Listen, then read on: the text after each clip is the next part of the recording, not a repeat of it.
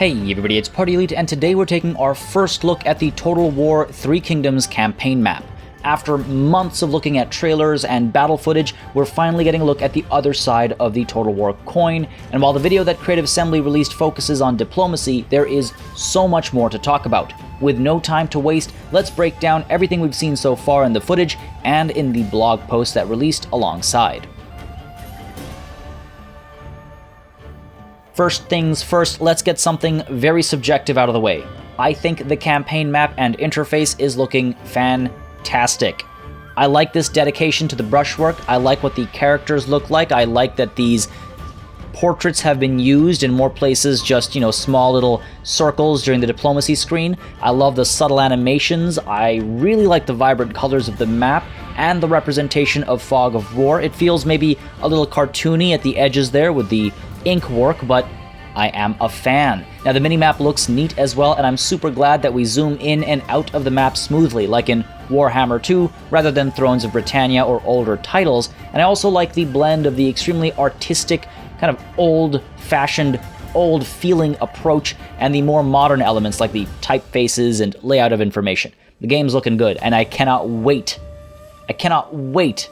to see this on my own screen, honestly. Now, beyond that, let's talk about what we're seeing on the screen here as far as mechanics are concerned. The video does a good job of explaining diplomacy itself, so let's start by looking at everything else. Right off the bat, we can see that turns will be broken down into seasons, and seasons will add up to years. It looks like it'll be 4 turns per year, 1 for each season, rather than multiple turns per season, because I'm not seeing early, mid, late to the spring shown at the top left corner. It's just spring, likely going to be autumn, summer, winter, as opposed to multiples per season. Now, we were already pretty sure of this, but, if we had any doubts, now those doubts can be set aside. We also see at the top left corner the financial situation, the income per turn, a food surplus, currently none, and what we later will find out to be the current resources that the faction has access to. In fact, later in the video, we have this frame to see the resources in action. Looks like we've got artisans, entrepreneurs, lumber, salt, silk, spice, tea, tools, industrialists, copper, farm, fishing, horses, iron, jade, and livestock. It's interesting to see a mix of people and goods. I guess there are resources and then there are human resources, and I really hope that the available resources make a difference as to what you can and cannot recruit, what you have available in terms of upgrades and equipment and items, for example. Jade will allow you to make more expensive goods, whereas without horses you shouldn't be able to recruit cavalry, or at least it should be a lot more expensive perhaps. But I am glad to see a nice, sort of large-ish list of resources in the region. Now, apart from that, at the top right and center, you can kind of see over here a few filters for viewing the map from this vantage point, and it seems that population is actually a consideration now, but more on that in a bit.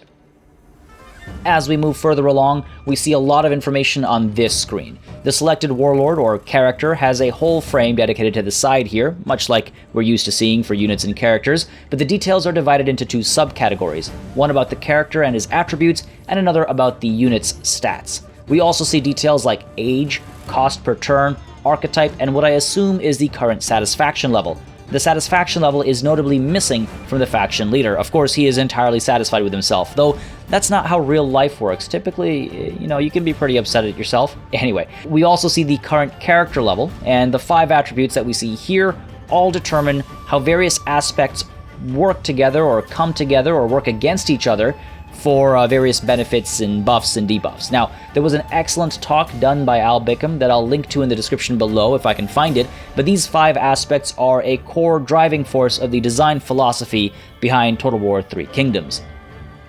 At the bottom left, we can see the army details, 3 characters, each with their own retinues, and we see the cost per turn for upkeep, number of troops, movement points available, what I assume to be various modifiers for the army, and what I'm very excited to see brought back, at least if it's what I think it is, supplies.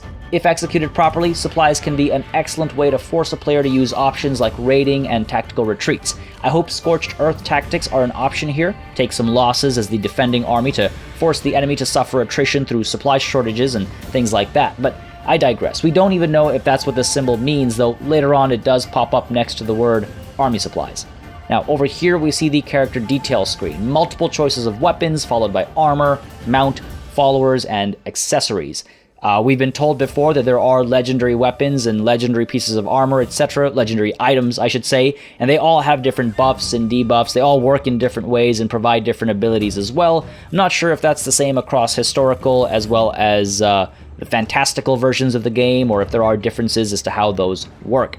Now, stats and traits are all represented here as well, and we also see the unit types that are associated with the character, and we can see quite clearly that there is a Relations tab. So one can assume that this leads to information about relationships with others on a personal level, who they love, who they hate, and how might that affect your approach to things. Now, if you can see this information for AI characters as well, it might help you craft approaches of a more diplomatic or character-driven manner.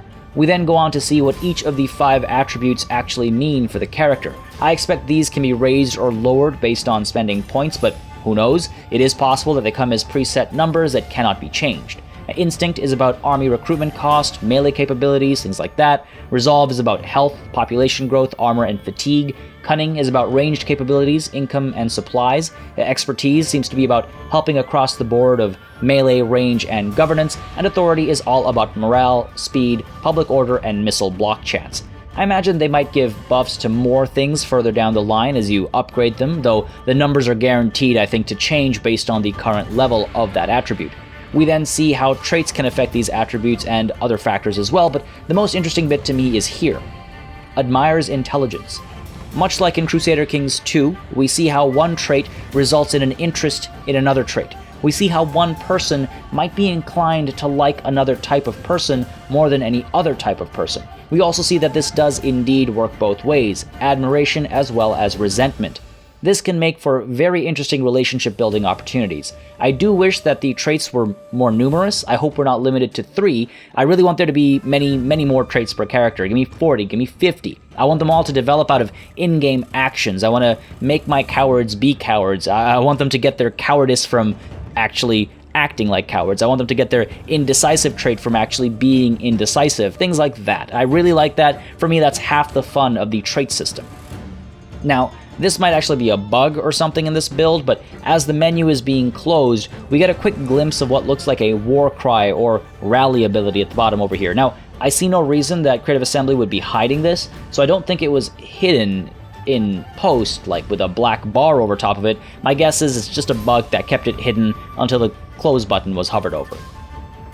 Now next up, we move to the faction summary screen, and right away we're introduced to the rank system and how prestige is earned through buildings and military actions that move you up the ladder, allowing you to unlock more armies, trade agreements, diplomatic options, and spies. Now, assignment capacity and administrators are interesting. I'm curious what that means, especially assignment capacity. Is that for equipment, for things like governors? I'm really not sure.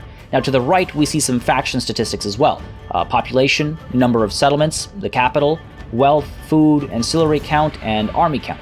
Now, I'm less certain about some of these other symbols. Perhaps the tree is a tech tree or a family tree. This looks like a symbol for spies. I'm not too sure about these, to be perfectly honest. Take your best guesses and let me know what you think. It could be anything from agents to spies to enemies. I really haven't a clue. Maybe followers? I'm not sure.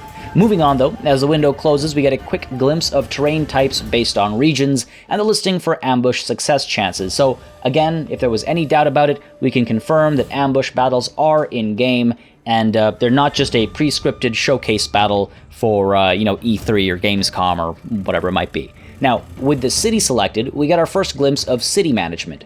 Taxes are either on or off, and I hope the option to change tax rates on a per-city level exists, and this is just a quick on-off switch for public order management. I'd like to see public order management be a lot harder, and I would like to see that balancing tax across the nation is a bit more involved, I suppose, but a little too early to judge just yet, I think. We see what I think is the per-turn contribution to economy, food, and public order, and then we see current population versus population cap, at least that's my assumption. Now this to the left here signifies food reserves. This can be a really interesting mechanic. Does a city with higher food reserves have a longer siege holdout time? Does it give more supplies on being sacked or looted? does that mean the same size settlement might survive a siege for more or less time based on its current food reserve levels? Can you move food reserves from your, safe settlements up to your frontline settlements to help them survive in the case of a siege? I don't know. A lot of things can come out of it, but only time will tell. Now, the settlement itself looks like a level 3 settlement with a level 2 tax collector and a level 1 toolmaker. Maybe this indicates it has just the one outer wall rather than the additional layers expressed by these grayed out elements.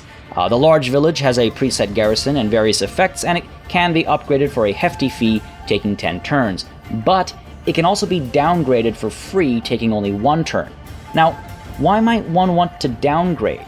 Are there branching paths of city development? Is it available to mimic the aforementioned scorched earth policies I'd like to see available as an option? We see the downgrade option for other buildings too.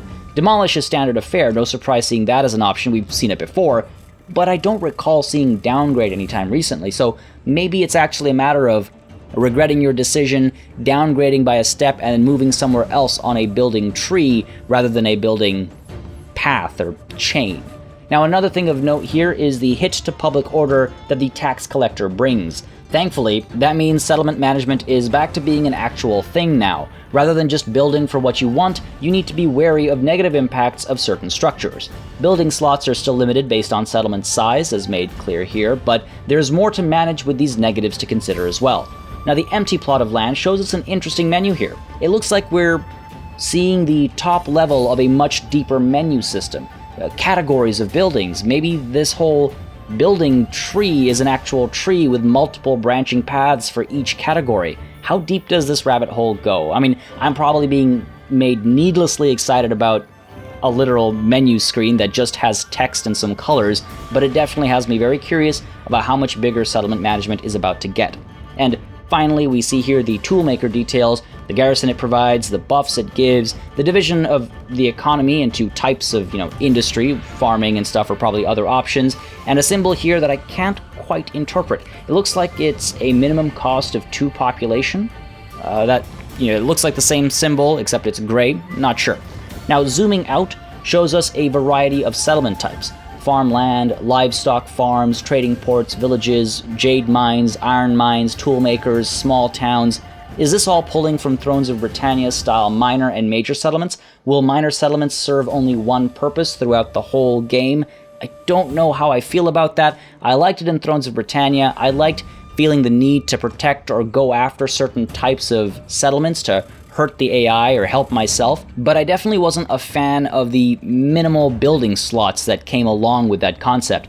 Again, way too early to judge or tell, but just throwing the thought out there.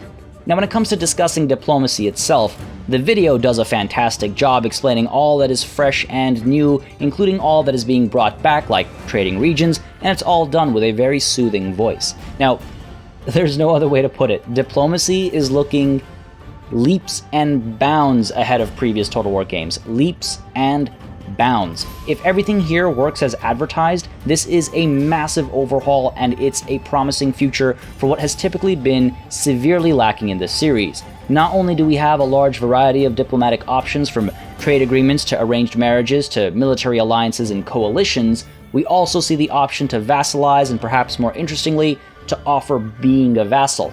We also see the options to guarantee or demand the guarantee of autonomy for your vassals or of your liege lord.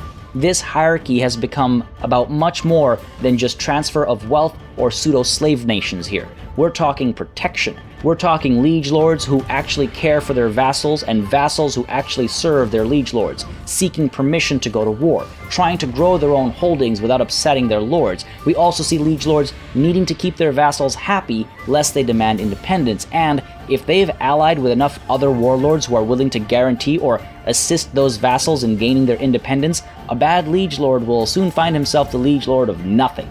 This whole revamped approach to vassalage is extremely enticing and exciting, bringing much needed depth to that diplomatic option.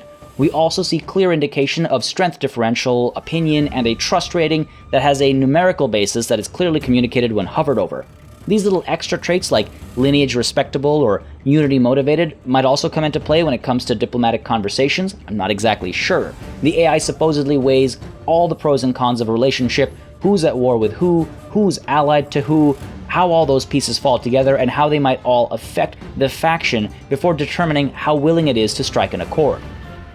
And when it comes to striking said accord, we see a system that reminds me a little of Paradox games, a clear indication of how far you are from convincing the target of accepting your offer.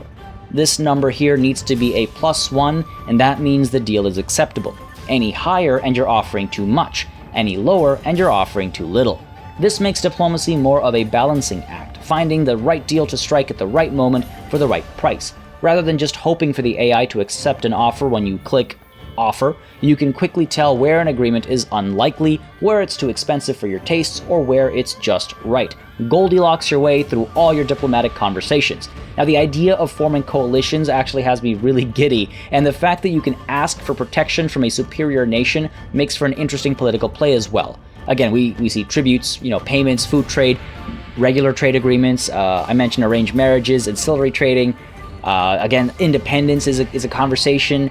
Calling to arms, declaring ultimatums. There's a lot to go over. I'm going to try and throw it all on the screen right now, and you can just see all the options. And all of these options aren't available to you from the beginning. You actually have to be from a higher rank to make some of these options available.